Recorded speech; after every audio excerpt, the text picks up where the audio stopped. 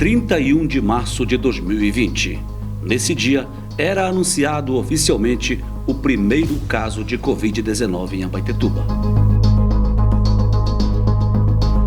A gente recebeu a notícia do primeiro caso, no estado, no dia 18 de março, e aí a gente já ficou, se organizando, se preparando para o desconhecido. E quando chegou o primeiro caso, que saiu para o povo, antes da gente comunicar oficialmente, que foi o primeiro caso, assim, foi muito difícil assim, para a equipe. Porque apesar, eu entendo que assim, da população ter assim, querer acreditar numa equipe de saúde, Naldo, nós éramos responsáveis por 160 mil pessoas. Isso tudo, eu falava para a equipe assim, é muita gente para a gente cuidar. O pesadelo que assombrava o mundo chegava a um dos mais populosos municípios do Pará. E logo, a doença se espalharia. Hoje, dia 21 de abril, às 13 horas, informamos a nossa população que foram confirmados mais 3 casos de Covid-19 em nosso município. Depois do primeiro caso, a gente começou uma grande batalha. Faz o teste, espera aquele resultado de 7 dias, lembra, para sair naquele diário oficial. E nesses 7 dias, outras pessoas já estavam se contaminando, porque a gente ainda não tinha aquele protocolo do Fica em Casa, que não foi também muito bom, esse protocolo do Fica em Casa. Então, assim, esse início, apesar da gente se organizar, de ter uma equipe muito boa, uma equipe de trabalho na Secretaria de Saúde, ele foi difícil. A partir daí, nada mais seria como antes. A situação foi se agravando. Vieram as restrições ao funcionamento do comércio e até a circulação de pessoas. Olha, as atividades essenciais estão mantidas, como vimos aí, mas é preciso tomar alguns cuidados quando for às compras. Nos supermercados, nas farmácias, nos estabelecimentos que estão funcionando. As fiscalizações na área do comércio de Abaetetuba tentam fazer cumprir o decreto municipal. A gente está com essa fiscalização aí todos os dias, com o apoio da Polícia Militar, Polícia Civil, e elas vão se intensificar a cada dia mais. A gente também tem necessidade, tem precisão, a gente tem água, tem luz para pagar também, entendendo? E também tem um alimento, que a gente não pode ficar em casa trancado e vai comer o quê? Vai sobreviver como? Várias medidas começaram a ser tomadas para evitar novos casos. Esse trabalho é importantíssimo porque ele já consta no decreto de que se faça a barreira sanitária, orientação de pessoas que estão vindo de fora do município e também para avaliação de possíveis sintomáticos nessas abordagens que serão feitas. As fiscalizações se intensificaram e foram se tornando cada vez mais rígidas. Tudo tentando evitar a aglomeração de pessoas. Há mais de 60 dias nós estamos notificando os estabelecimentos não essenciais.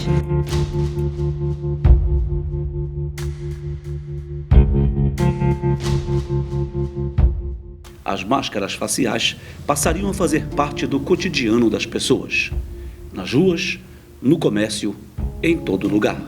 É uma forma de prevenir tanto as pessoas que usam, quanto de levar o contágio para outras pessoas de fora também, Luvas e máscaras começavam a faltar no mercado.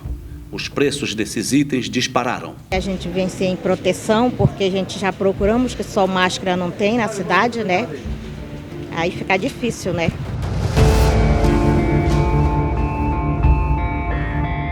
Então, muitas pessoas buscavam alternativas. Como a gente vê que máscara está meio escasso, então eu mesmo estou produzindo a minha máscara em casa e luva, e para a gente se proteger, Quanto mais prevenção, melhor é.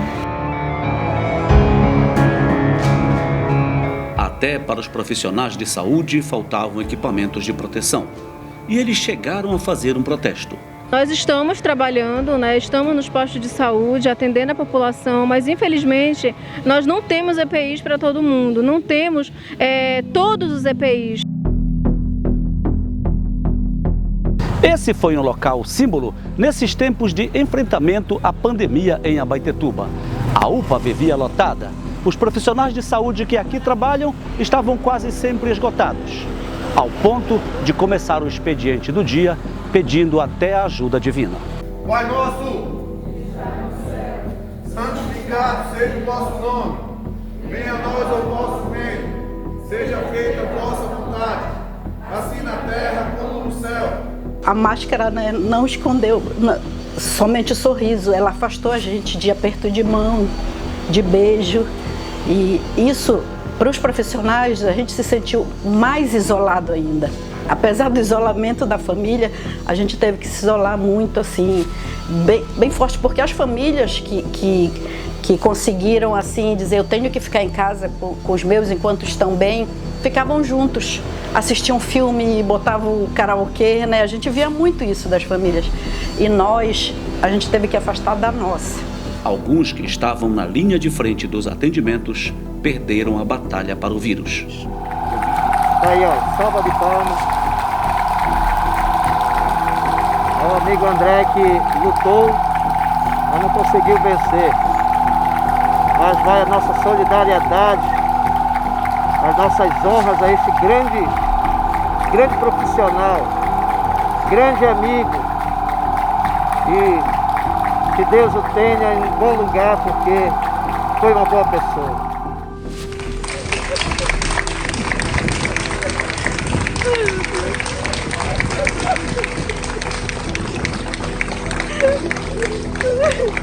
Ai, meu Deus.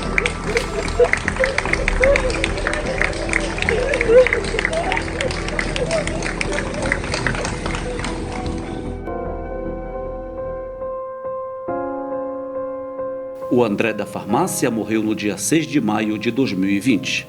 No dia seguinte, o irmão dele, o Nildo, seria a próxima vítima da Covid-19. 5 anos depois, voltamos à casa da Dona Glória, a mãe que viveu 2 dias de lutos seguidos. O André me ajudou até a criar meus outros filhinhos. Ele tinha cuidado com os irmãozinhos. Quando nós morávamos no sítio do Buela, nós vinha participar dos encontros em Laranjá, que graças a Deus meu marido era católico. Ele me apoiava, eu apoiava ele, nossa vida era ótima. Eu criei 10 filhos e ele me ajudando, e era o primeiro filho. E o André foi um filho de amor com tudo. Não foi só com a mãe nem pai, era com todos. Era doutor, médico dos pobres.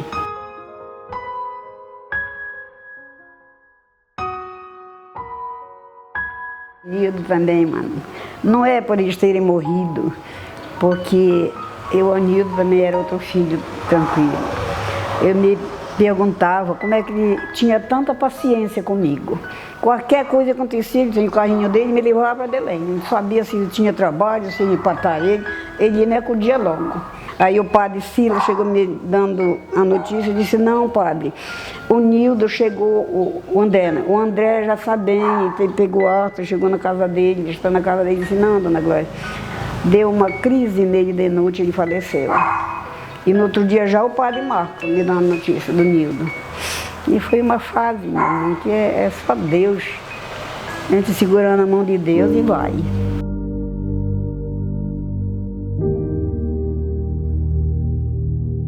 André e Nildo, os 2 irmãos, nem puderam ser velados. E os enterros seguiam os protocolos daqueles dias sombrios. Tanto o Nildo quanto o André, eles eram muito conhecidos, né? Então, o André, nós ainda conseguimos, né, que a funerária trouxesse o corpo até a frente da farmácia, onde ele trabalhava e atendia tanta gente, né? Foi onde ele se contaminou também, atendendo muita gente. E daí foi para o cemitério. A gente chegou na porta do cemitério, foi igual uma procissão, né? O pessoal, os amigos, né? Com as suas máscaras nas suas motos, nos seus carros, acompanharam igual uma procissão. Chegou no cemitério, somente 4 pessoas, Diego, o Mauro, o Stanilau, que conseguiram entrar para enterrar o nosso irmão. No outro dia o Nildo, do mesmo jeito, né? O Nildo estava internado em Barcarena, no hospital em Barcarena. E quando chegou o corpo dele lá no porto, né? Ali na entrada da cidade, o povo estava esperando o Nildo já, né? Nas motos, nos carros, e aí passou na frente do Dubai, onde foi o sonho dele, né? O sonho que ele sonhou, estudou, era o Dubai. Aí passou lá na frente e minha mãe estava para casa do Mauro, né? Lá na Garibaldi, passou na casa do Mauro. Lá o Padre Marcos realizou a bênção com o carro funeral todo fechado e de lá para o cemitério. Foi deste jeito. Do mesmo jeito para centenas de outras famílias. A situação atual da pandemia, a gente não pode dar esse apoio, né, esse suporte, não pode estar abraçando, né, dando aquele aconchego, aquele conforto, né. O que a gente pode fazer é vir aqui, pelo menos de distanciamento, aquele distante para a gente estar e para dar aquele apoio para minha tia, para os filhos, né, da minha prima, que no caso veio a falecer, mas é muito difícil. Até hoje, ainda é muito difícil acreditar em tudo aquilo que aconteceu. Enterros a toda hora, até tarde da noite, de madrugada. Olha, dia 4 hoje, segunda-feira aqui em Abaetetuba, o número de óbitos não passa de 1 do Covid e o cemitério estão enterrando gente à noite, às escuras. Tá aqui, olha, nesse exato momento, aqui no cemitério estão enterrando gente, olha. Abaetetuba nunca viu cenas tão recorrentes como essas dos tempos de pandemia do coronavírus, ocorrendo aqui no cemitério público de Nossa Senhora da Conceição, o maior de Abaetetuba.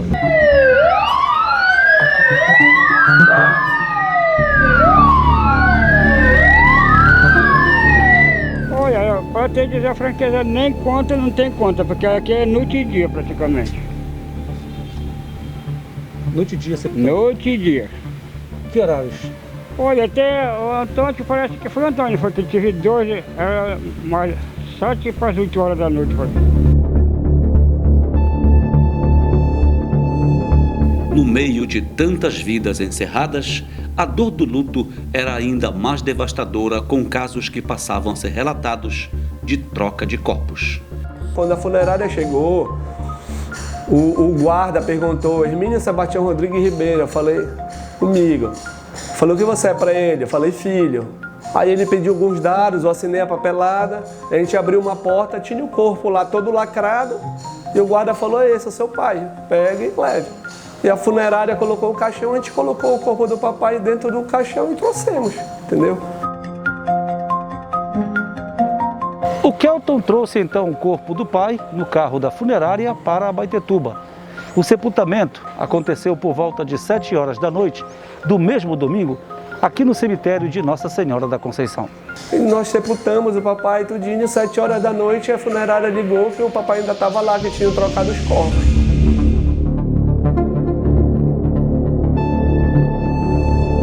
Esses corpos foram destrocados. A doença encerrava a existência de centenas e centenas de pessoas, inclusive muitos rostos conhecidos em Abaetetuba. O analista fiscal e técnico em contabilidade Vanderlei Cardoso dos Santos deixou muitas lembranças para a família e os amigos. Agradecer a tudo que Deus está permitindo de realizar coisas boas na nossa família.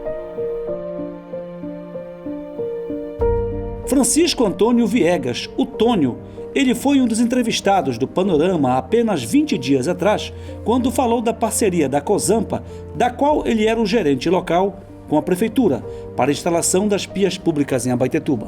A gente foi procurado aqui em uma reunião com 3 professoras que trouxeram essa ideia para a gente de implantar essas pias comunitárias.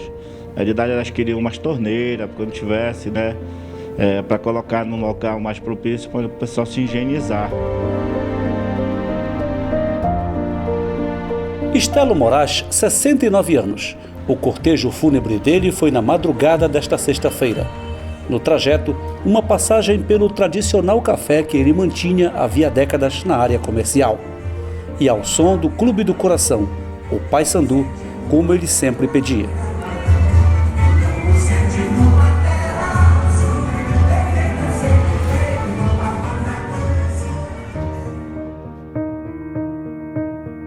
Entre tantos que enfrentavam a Covid-19, estava o padre Francisco Moraes.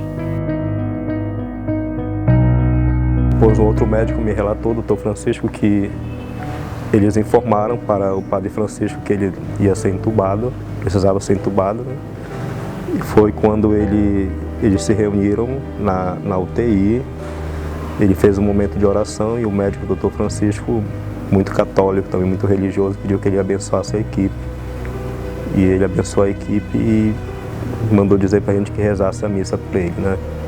Rezasse as missas por ele.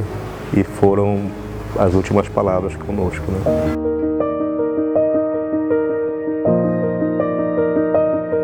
No dia 11 de novembro de 2021, Padre Francisco entrava para as estatísticas das mortes pela Covid. E em meio a esses dias difíceis, que ficarão marcados para sempre na história, começamos a ver uma luz de esperança. Foi aquele dia, 19 de janeiro, que nós não esquecemos jamais. Foi o dia que a vacina chegou e que a gente teve todo aquele aparato, era uma coisa de 2021. Era aquela esperança, né, da grande maioria da população, né, dos que acreditaram na vacina, a grande maioria, nós, e como gestão, né, como Secretaria de Saúde, a gente estava mesmo, e foi aquele dia, era um aparato, quando eu lembro hoje, quando eu ouço dizer as pessoas, as vacinas estão sobrando, as pessoas não procuram a vacina, e eu lembro do que eu passei por conta dessa vacina, da angústia que foi, de tudo. E nós íamos buscar a vacina em Barcarena com polícia, com como é que a gente diz, a guarda, né, a equipe da secretaria, mas com 2 carros da polícia, porque corria risco de quererem roubar a vacina, atacar. Depois de uma longa espera, finalmente a vacina contra o novo coronavírus chegava ao município. O primeiro a receber o imunizante em Abaetetuba foi o auxiliar de serviços gerais, Carlos Alberto Franco Lobato, de 60 anos, que trabalha na unidade de pronto atendimento, a UPA do município. E é muito alívio, porque nós passamos toda essa etapa, a primeira etapa do Covid, trabalhando, com medo. Agora, eu já posso dizer que eu estou imunizado, né? Vieram outros alentos naqueles dias em que mal sabíamos como seria o nosso futuro. E conhecemos a Elis, a primeira paciente oficialmente curada da Covid em Abaetetuba. Quando você recebeu o resultado já de que você estava recebendo alta, né, estava livre da Covid-19, qual foi essa reação depois do medo, logicamente, né, que o medo é humano? Qual foi a reação quando você recebeu essa notícia boa? A minha reação foi muito boa. Fez eu crer que eu preciso ter mais fé, assim, nas orações de todo mundo. Todo mundo rezou por mim, eu fiquei muito feliz de saber que eu superei essa fase, né, de Covid-19, superei com medo, né, psicologicamente, que ela afeta muito o psicológico da gente, né? Mas graças a Deus eu superei com muita alegria, voltei com um pensamento mais assim, vulnerável para Deus, sabe? Sim. Porque sem Deus a gente não consegue nada. E depois vieram muitas outras imagens de vitórias sobre uma das mais terríveis pandemias da história contemporânea. Com o cartaz na mão, a Vaniele comemorava o que muitos outros não conseguiram: viver apesar da Covid-19. Eu agradeço primeiramente a Deus, depois os enfermeiros, os médicos que me ajudaram, entendeu? E é isso aí, eu estou aqui para honra e glória de Jesus, né, contando meu testemunho. Eu estou curado. Foi uma das sobreviventes, assim como o Iraci Júnior. Foi um período muito turbulento para mim, porque eu já estava fragilizado psicologicamente devido à quantidade de pessoas me ligando, pessoas das ilhas, pessoas da cidade, familiares como meu cunhado, que infelizmente perdeu também, né, a vida por Covid. E a gente ficou muito abalado quando aconteceu com a gente, né? Fui na UPA, fiz o raio-x, 30% do pulmão, né? Fui no mesmo dia para o Posto Dias, que eu tinha um plano de saúde, e com 3 dias eu já estava na UTI. Felizmente não lembro de nada a partir do momento que eu passei da UTI. Já lembro saindo da UTI, de estubado já, né? Não lembro de nada, felizmente, porque é muito complicado para a gente estar lembrando momentos difíceis como esse. Foram dias que pareciam intermináveis na UTI de um hospital, entre a intubação e até uma traqueostomia para poder respirar. Às vezes, quando eu comento até com amigos nossos, médicos, eles ficam perplexos, né? Mostro o sinal da traque que foi feita. Fiquei 21 dias na UTI, 14, né, com traque, né? Então, e isso aí foi muito complicado para a gente. Mas para quem não acredita em Deus, eu sou cristão. Eu acredito em Deus e a minha família. Para quem não acredita em Deus, eu sou uma prova viva de um milagre, né? Que aconteceu comigo isso aí. E as pessoas, a probabilidade era muito pequena de sobrevivência para quem entubava, muito menos para quem fazia traque. Então, as pessoas ficam assim, muito assim, surpresas, né, quando eu conto detalhes dessa situação. 5 anos depois, a vida segue adiante, para quem conseguiu vencer esse período que jamais será esquecido. Outros tantos ficaram pelo caminho. No fim de tudo, restaram muitas lições para todos. A pandemia do novo coronavírus mudou o mundo para sempre. Ela veio trazendo dor, esperança, saudades e a valorização de uma palavra que foi cada vez mais constante em meio a tanto pesadelo: fé.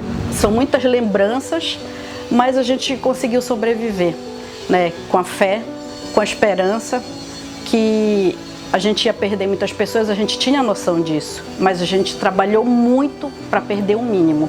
Hoje eu agradeço muito a Deus, a minha família e a todas as pessoas que ainda tem dias que eu encontro pessoas que dizem: olha, nós estivemos em oração na nossa igreja, na nossa comunidade, em orações por você, porque era muita gente, era muita coisa, era muita notícia no Facebook, nas redes sociais.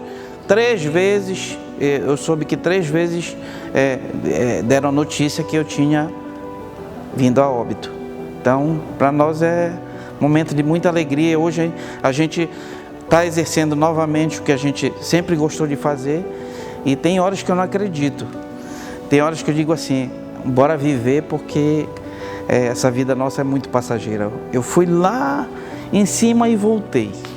Então nós estamos aqui para dar esse testemunho para muitas pessoas que precisam às vezes até ouvir o testemunho da gente. Tristeza, uma saudade vazia. A gente não tem esquecimento. A gente dá um sono, se acorda já com aquelas pessoas, parece que a gente chegar e não chega mais. A gente tem que se querer bem em vida, que depois que morre, meu irmão, nem que a gente queira conversar, nunca mais. Não se encontra mais. E é nós ter coragem, fé em Deus. Rezar, ter oração em todos os momentos. Reze, o que eu recomendo é isso. É ter oração na vida.